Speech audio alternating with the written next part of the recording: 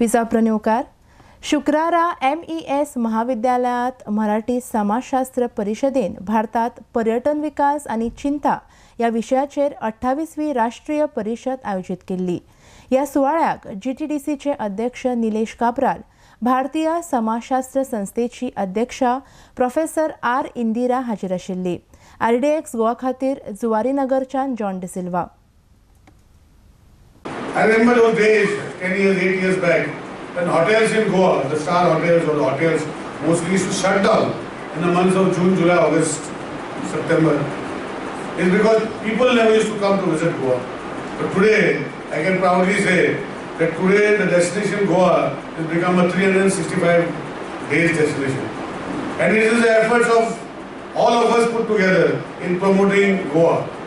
I used to see TV channels saying that if you want a dream destination, and if you want a dream house, and if you want a dream project, and all dreams, then you come to Goa. That is the ultimate dream of an individual. Well, if I take the same sociology sector, then Professor Indira has said that what is there good and bad for tourism in the state of Goa? There is, of course, a lot of good, and there is also a lot of bad. A lot of bad because for a population of 15 lakh population, it is very easy to manage the resources what we have. Resources of electricity, resources of water, all other natural resources, including keeping our state very clean.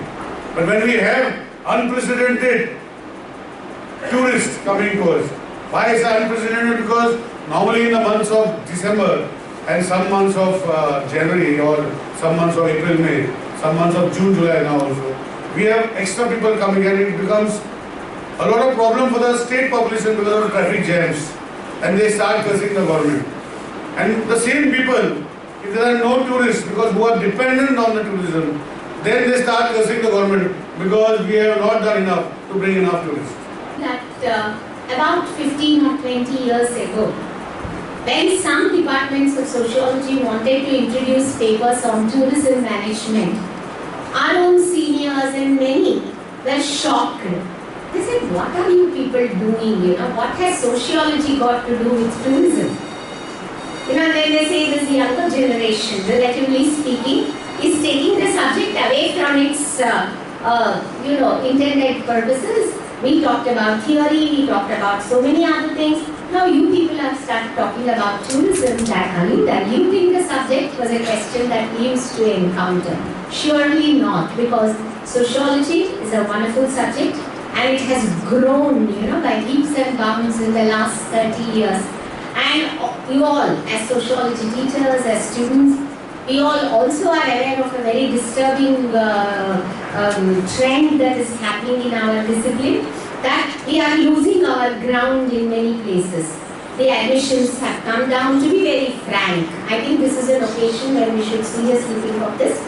Because one question that is often being raised is, what am I going to get after I complete my master's or undergrad studies in sociology?